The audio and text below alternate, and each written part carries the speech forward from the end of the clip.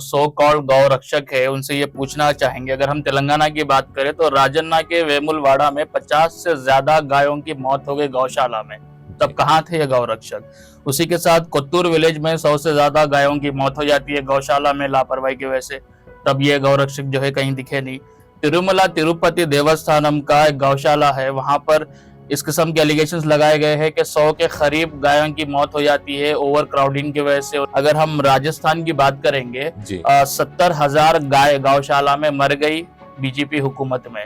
Government की एक योजना है गौशाला विकास योजना, उसके तहत 62 लाख का स्कैम हो जाता है गौशाला के नाम पर, तब किसी किस्म के यह गौ रक्षक जो है इसके खिलाफ कोई प्रोटेस्ट करते हुए या कोई हंगामा करते हुए नहीं दिखे। यानी कि सिर्फ एक गौशाला में 22 करोड़ रुपए रेवेन्यू जनरेट हो रही है उनका दूध बेचकर।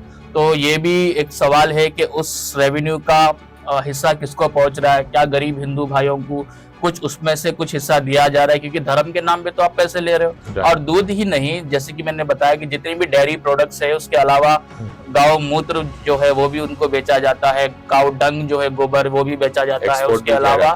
और ये बात तो सबको पता है कि इंडिया जो है 3rd world largest beef exporter है। उसके अलावा भी ये जो लेदर की जो इंडस्ट्री है, तो ये जो बेल्ट बनते हैं, पर्सेस बनते हैं और ये जो बैग्स वगैरह जो है ये भी बेचने वाले तकरीबन नॉन मुस्लिम कम्युनिटी है। लेकिन फायदा इससे गरीब हिंदुओं को कितना हुआ वो एक बड़ा सवाल है। आपके मसाइल मीम टीवी पर मैं हबीब उमर सफदर अली मौसवी के साथ। नाज़रीन, आपके मसाइल में आज हम बात करेंगे कि गौ रक्षा के नाम पर एक माफिया चल रहा है और इस माफिया को गोदी मीडिया ने कभी अपने न्यूज चैनल पर नहीं बताया, और हम आज मीम टीवी पर पहली बार इस माफिया का जिक्र करने जा रहे हैं। आखिर तक हमारे साथ बने रहिए। तो सफदर, आज हम बात करेंगे कि गौ रक्षा का जो माफिया है इस बारे में आपका क्या कहना है? देखिए, यहाँ पे तो सबसे पहला सवाल हम ये जो सो कॉल्ड गौ रक्षक है उनसे ये पूछना चाहेंगे। अगर हम तेलंगाना की बात करें तो राजन्ना के वेमुलवाड़ा में 50 से ज्यादा गायों की मौत हो गई गौशाला में, तब कहाँ थे ये गौ रक्षक। उसी के साथ कोत्तूर विलेज में 100 से ज्यादा गायों की मौत हो जाती है गौशाला में लापरवाही की वजह से, तब ये गौ रक्षक जो है कहीं दिखे नहीं। तिरुमला तिरुपति देवस्थानम का एक गौशाला है, वहां पर इस किस्म के एलिगेशंस लगाए गए हैं कि 100 के करीब गायों की मौत हो जाती है ओवर क्राउडिंग की वजह से, उनको चारा टाइम पर नहीं देने की वजह से जो है उनकी मौत हो जाती है। गवर्नमेंट की एक योजना है गौशाला विकास योजना, उसके तहत 62 लाख का स्कैम हो जाता है गौशाला के नाम पर, तब किसी किस्म के यह गौ रक्षक जो है इसके खिलाफ कोई प्रोटेस्ट करते हुए या कोई हंगामा करते हुए नहीं दिखे। तो बात इतनी समझने आती है कि इनकी दुश्मनी किसी पर्टिकुलर रिलीजन से है, गांव के प्रति इनकी कोई मोहब्बत नहीं है। अच्छा सफदर, ये जो गौशाला का जो डिपार्टमेंट है वो सेंट्रल और state ministry of animal husbandry में आता है, उसके बावजूद भी इन स्कैम्स के बारे में अभी तक कोई एक्शन नहीं लिया गया। तो इस बारे में आपका क्या कहना है? देखिए, रीजन तो शायद यही हो सकता है क्योंकि ये जो लॉबी जो काम कर रही है तो ये एक पर्टिकुलर सेक्ट के फेवर में काम कर रही है जी।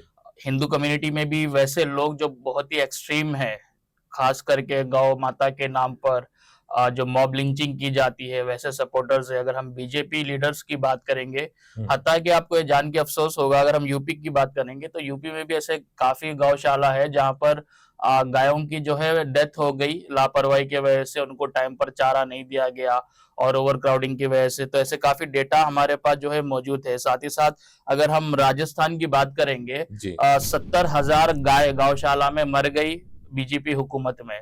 तो ये आप देखिए इतना बड़ा फिगर है, 70,000 कोई कम तो नहीं होती है। उसी के साथ साथ अगर हम भोपाल की बात करेंगे तो भोपाल में भी देखिए 100 से ज्यादा करीब जो है गाँव जो है उनकी डेथ हो गई गौशाला में। हरियाणा में भी जो है काफी जो है गाय की डेथ हो गई। पटना के गौशाला में 2 सालों में 872 गाय की जो है गौशाला में डेथ हो जाती है भूख की वजह से। तो इसी तरीके की काफी सारे जो है रिपोर्ट्स है हमारे पास, लेकिन उस पर किसी किस्म की जो है गवर्नमेंट की तरफ से कानूनी कार्रवाई नहीं की जाती है। जैसे कि आपने बताया कि एनिमल हस्बेंड्री जो है उसी का डिपार्टमेंट है जी। वो तो नहीं होती है, लेकिन जो है एक फंडिंग का प्रोग्राम दिया जा रहा है गौशाला विकास योजना बोलकर, बट उस पे भी किसी किस्म का स्क्रूटनी प्रोसेस नहीं है और स्कैम्स तो वहां पर भी हो रहे हैं। और यहाँ पर केंद्र सरकार ही क्यों ना हो या फिर जो राज्य की सरकार है वो खामोश है। और सेंट्रल गवर्नमेंट की तरफ से भी जो गांव विकास योजना जो 2019 में इंट्रोड्यूस की गई थी जी, देखा गया कि इसमें भी कई सारे स्कैम्स हुए हैं। तो इस बारे में आपका क्या कहना है? देखिए, वही हुआ ये कि सेंट्रल गवर्नमेंट की जो स्कीम है कि जितने भी गौशाला जो रन होते हैं उसको सेंटर की तरफ से एक बजट अलॉकेट किया गया, ताकि जिसकी भी जमीन है वो उस जमीन पर एक फार्म जैसा कुछ बनाए, जहाँ पे गौशाला बनाए और गायों को वहां पे रख के पाले।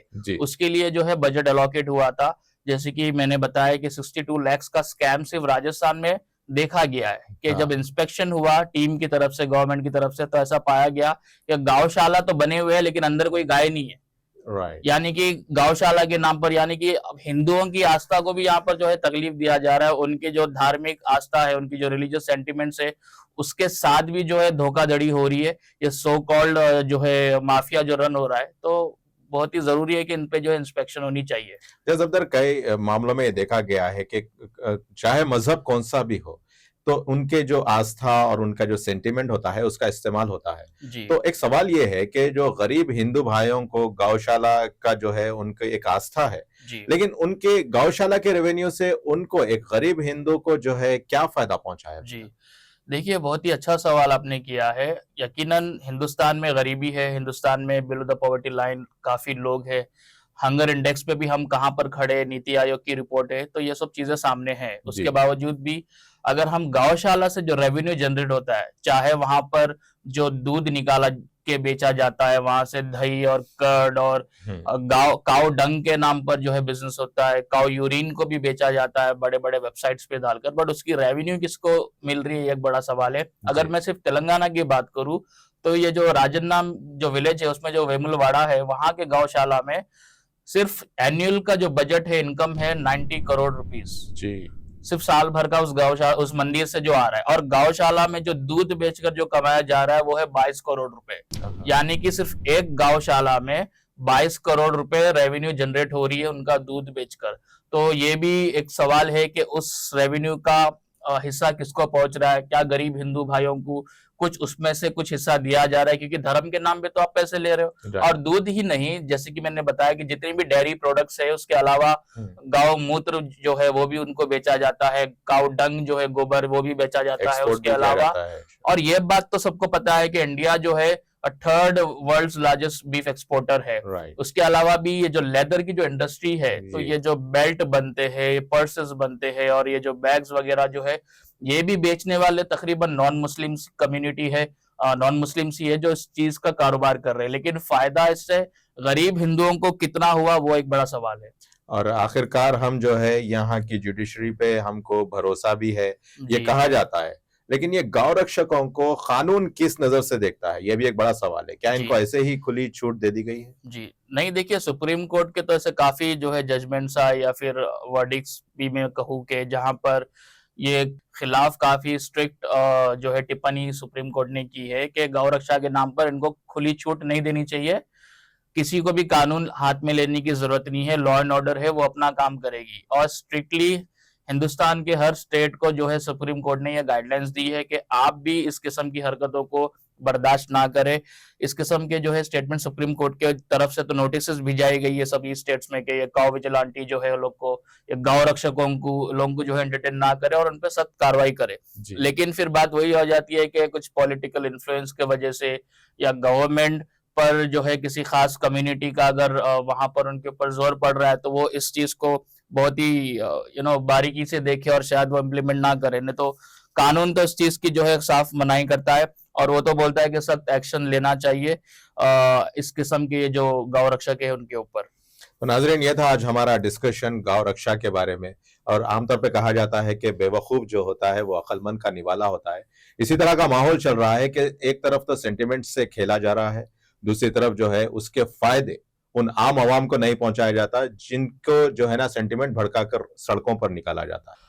और नीति आयोग की भी रिपोर्ट है हमारे पास। मैं आपको बता दूं कि 74% ऑफ द गौशाला की जो इनकम है वो प्राइवेट डोनेशन से आती है। यानी कि ऐसे काफी आस्था वाले लोग हैं जिनकी अगर मन्नतें मुरादे किसी मंदिर के थ्रू अगर पूरी हो जाती है, तो वो एक एक मंदिर को 10 गाय 50 गाय ऐसे जो है डोनेट कर देते हैं, अपने जेवरात जो है डोनेट कर देते हैं, जमीन डोनेट कर देते हैं। तो ये भी एक मेजर प्राइवेट डोनेशन है। उसके अलावा 20% ऐसा है कि वो मिल्क से जो है दूध वगैरह बेच करके फरोख्त करके जो है जनरेट करते, और 7% ऐसा है जो गवर्नमेंट ग्रांट्स करती है गौशाला के लिए। खुद तेलंगाना में 83% जो है गौशाला में जो इनकम आती है वो प्राइवेट डोनेशन से आती है, और 14% जो है दूध वगैरह बेचकर। तो बहरहाल हमारा तो यही बोलना है कि जो हमारे हिंदू भाई है, जो गरीब तबका है, उनको भी इसमें से हिस्सा मिलना चाहिए, ताकि उनके भी वेलफेयर को लेकर जो है इस पुण्य का जो काम बोला जाता है उनके ऊपर भी इस्तेमाल होना चाहिए। तो नाज़रीन, आप भी कमेंट करके बताइए इस बारे में आपका क्या कहना है, और देखते रहिए मीम टीवी न्यूज। और अब हमें दें इजाजत।